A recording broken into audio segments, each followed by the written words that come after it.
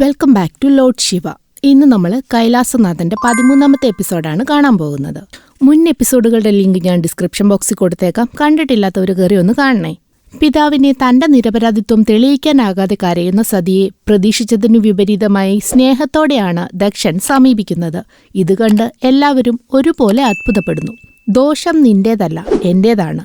ഞാൻ നിനക്ക് തന്ന മാനസിക വിഷമത്തിന്റെ ഫലമാണിതെന്നാണ് ദക്ഷൻ പറയുന്നത്. ദക്ഷന്റെ ഭാഗത്തുനിന്ന് അങ്ങനെയൊരു സമീപനം ആരും തന്നെ പ്രതീക്ഷിച്ചിരുന്നില്ല, പ്രത്യേകിച്ച് സതി. ശാന്തമാകൂ സതി, എനിക്ക് ഒരു വിഷമം മാത്രമേ ഉള്ളൂ.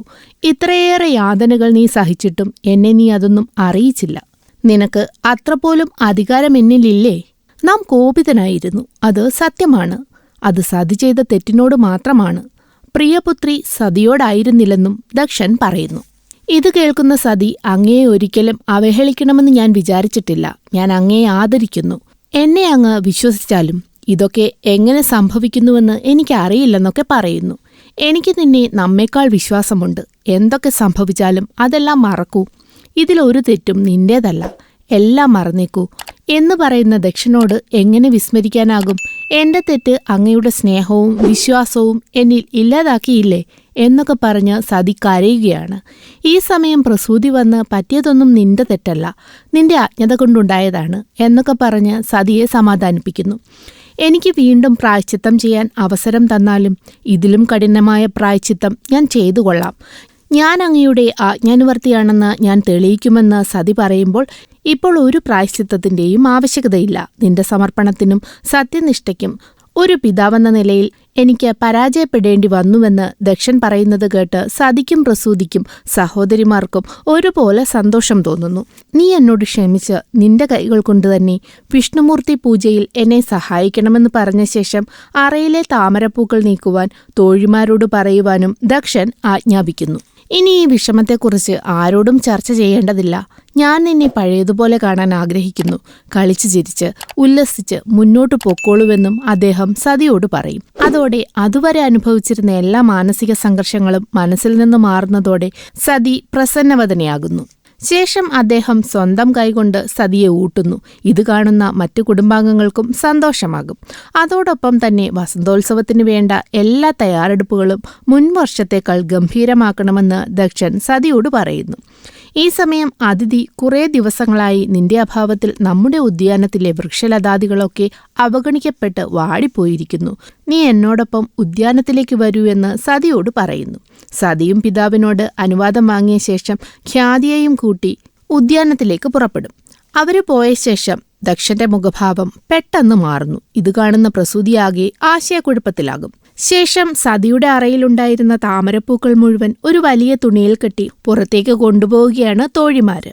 അവർക്കാണെങ്കിൽ ശിവനാമം എഴുതിയ പൂക്കൾ ഉപേക്ഷിക്കുവാനും തോന്നുന്നില്ല.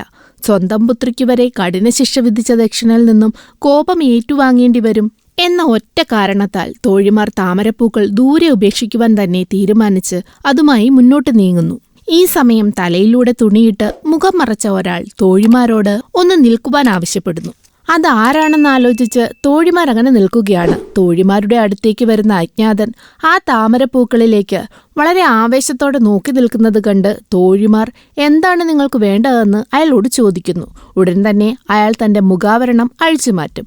ശരിക്കും അത് നന്ദിയായിരുന്നു. സീൻ അവിടെ കട്ടായി. ദക്ഷന്റെ അടുത്തേക്ക് തന്റെ മനസ്സിലൊരു ആശങ്കയുള്ളതായി ബൃഹുമുനി വന്ന് പറയുന്നതാണ് പിന്നെ കാണിക്കുന്നത്. അങ്ങനെ ആ കമലതലങ്ങളിൽ ശിവനാമം എഴുതപ്പെട്ടത് കണ്ടപ്പോൾ അങ്ങ് ക്രോധിതനാകുന്നതിന് പകരം അങ്ങ് സതിയോട് ക്ഷമിക്കുകയാണുണ്ടായത്. അതിൽ ഞങ്ങളെല്ലാം ആശ്ചര്യപ്പെട്ടുപോയി എന്ന് ബൃഹുമഹർഷി ദക്ഷനോട് പറയുന്നു. അതിനു കാരണം സതിയുടെ ഭാവി ഞാൻ സ്വയം എഴുതും. ദദീജി മഹർഷിയെപ്പോലുള്ളവർ ചേർന്ന് സതിയുടെ മനസ്സിൽ ഒരു പ്രഭാവമുണ്ടാക്കിയിരിക്കുകയാണ്. സതിയെ എത്രത്തോളം ശിവനിൽ നിന്ന് അകറ്റാൻ ശ്രമിക്കുന്നെങ്കിലും സതി ശിവനിലേക്ക് കൂടുതൽ ആകൃഷ്ടയാവുകയാണ്. അത് നമുക്ക് സ്വീകാര്യമല്ല. എന്നാൽ ശിവനെ നമ്മെ വെല്ലാൻ അനുവദിക്കില്ല. സതിയുടെ ചിന്ത ശിവനിൽ നിന്നു മാറ്റി മറ്റ് കാര്യങ്ങളിലേക്ക് മുഴുകാനാണ് ഞാൻ സതിയെ വസന്തോത്സവത്തിന്റെ കാര്യങ്ങൾ ഏൽപ്പിച്ചതെന്നും ദക്ഷൻ പറയുമ്പോഴേക്കും പ്രസൂതി ഇതെല്ലാം കേട്ട് ദേഷ്യത്തോടെ അവിടെ നിൽക്കുന്നുണ്ട്. അങ്ങയുടെ യുദ്ധം ശിവനുമായല്ലേ, പിന്നെ എന്തിനാണ് സതിയെ ഇതിലേക്ക് വലിച്ചിഴയ്ക്കുന്നതെന്ന് പ്രസൂതി ചോദിക്കുന്നു. ഞാൻ ചെയ്യുന്നതെന്താണെന്ന് നമുക്ക് നന്നായി അറിയാം. ശിവനും ശിവഭക്തരുമെല്ലാം ചേർന്ന് സതിയെ എനിക്കെതിരെ ഒരു മാധ്യമമാക്കി നമ്മോടടുക്കാൻ ശ്രമിക്കുകയാണ്. നമ്മുടെ ശ്രമം സതിയെ രക്ഷിക്കുക മാത്രമാണ്.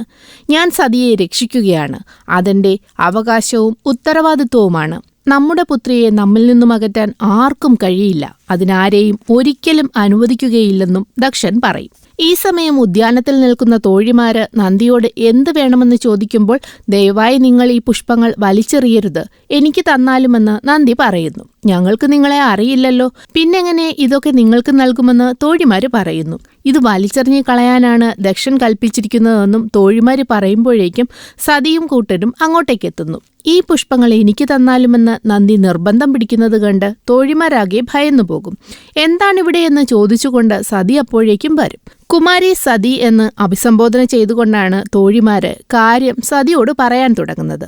അതോടെ അതാണ് സതിയെന്ന് മനസ്സിലാകുന്ന നന്ദി സതിയുടെ മുന്നിലേക്ക് സാഷ്ടാംഗം വീണ് പ്രണമിക്കുന്നു. എനിക്ക് അവിടുത്തോട് ഒരപേക്ഷയുണ്ട്. ഈ കമലദളങ്ങളെല്ലാം എനിക്ക് തരണമെന്ന് നന്ദി പറയുന്നു. അത്രയും നിർബന്ധത്തോടെ, അതിലുപരി സ്നേഹത്തോടെ പറയുന്നതുകൊണ്ട് തന്നെ പൂക്കൾ കൊടുത്തേക്കാൻ സതി തോഴിമാരോട് ആജ്ഞാപിക്കുന്നു. എന്നാൽ തോഴിമാർ നന്ദിക്ക് പൂക്കൾ കൊടുക്കുന്നത് കശ്യപ മഹർഷിയും മട്ടുപ്പാവിൽ നിന്നുകൊണ്ട് തന്നെ ദക്ഷനും കാണുന്നുണ്ടായിരുന്നു.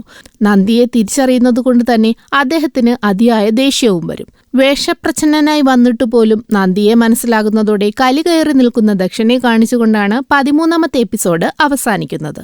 അപ്പം നമ്മുടെ വീഡിയോ ഇഷ്ടമായെന്ന് വിചാരിക്കുന്നു. ഇഷ്ടമാവുകയാണെങ്കിൽ നമ്മുടെ ചാനൽ ലൈക്ക് ചെയ്യുക, അതോടൊപ്പം തന്നെ സബ്സ്ക്രൈബ് ചെയ്ത് ഒന്ന് സപ്പോർട്ട് ചെയ്തേക്കണേ. അടുത്ത എപ്പിസോഡുമായി കാണുന്നത് വരെ ബൈ.